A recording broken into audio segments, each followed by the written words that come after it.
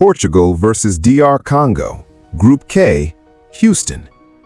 6 minutes in, Portugal look like they are cruising to an easy win. Pedro Neto whips in a perfect cross. João Neves rises highest and heads it into the far corner. Portugal lead, a dream start, and it should have been the platform for Portugal to dominate a nation many expected them to brush aside. Instead, Portugal switch off. They stop pressing. They stop attacking with urgency. The passing becomes slow, sideways, aimless, like a training exercise, not a World Cup group game. DR Congo do not need a second invitation. They grow into the game. Yohan Wissa causes problems on the counterattack all half, and in first half stoppage time, Arthur Masuaku delivers a dangerous cross. Wissa is completely unmarked. He glances at home. Portugal won. DR Congo won. The final whistle confirms it. A 1-1 draw. Portugal dropped 2 points they expected to collect comfortably. Stay with me, because the Ronaldo story inside this result is what everyone is talking about tonight. Let's talk about Cristiano Ronaldo, because the story tonight is not really about DR Congo's result, as brilliant as it is for them. The story is what FIFA did to make this moment possible, and what Ronaldo did with the chance they gave him. FIFA lifted a suspension specifically so Ronaldo could be available for Portugal's opening games at this World Cup. A 41-year-old icon, given a special reprieve to chase one more World Cup moment. And for 90 minutes tonight, he barely featured in the contest. For most of the match, he was on the fringes, isolated, drifting, struggling to connect with the play around him. Substitute Francisco Conceição did the work that Ronaldo could not. He got to the byline. He created 2 genuine chances. Ronaldo missed both of them. That is the number that should worry every Portugal fan tonight. 9 consecutive major tournament games without a goal.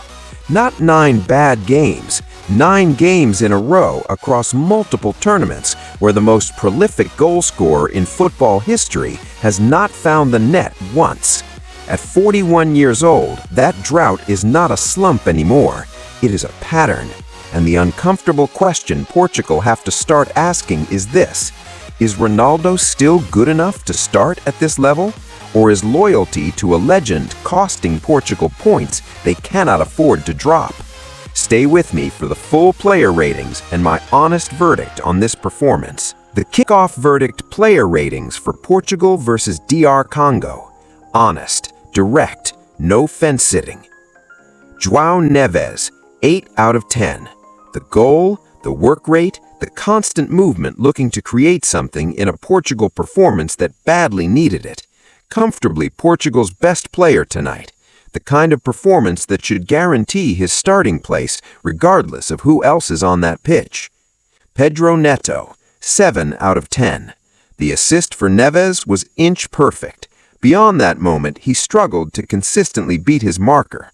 A solid night, not a spectacular one. Bruno Fernandes, 5 out of 10. Wanted the ball constantly, did very little of value once he had it.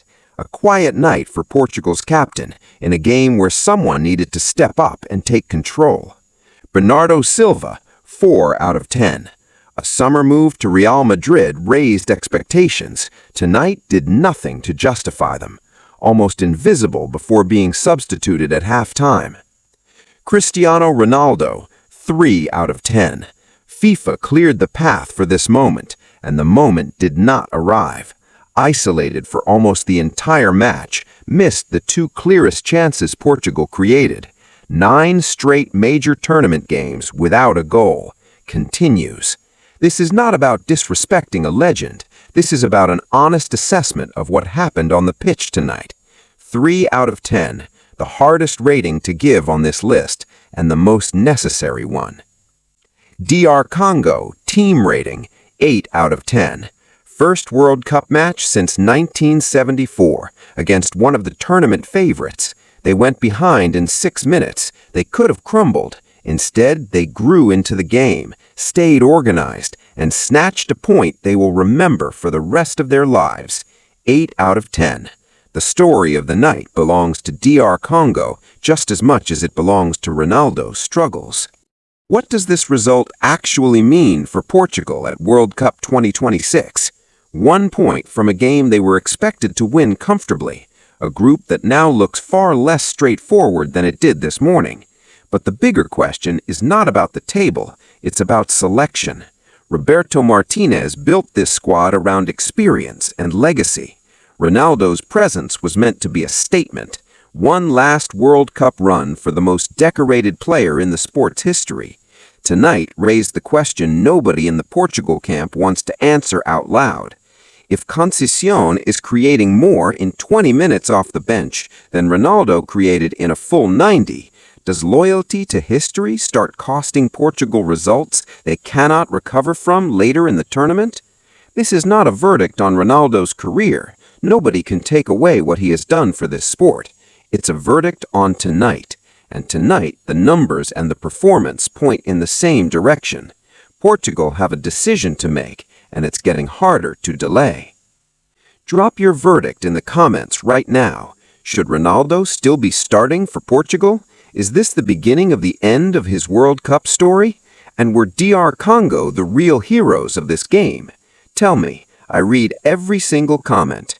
Subscribe to Kickoff Verdict. New verdict every single day during World Cup 2026. That's the Kickoff Verdict. See you in the next one.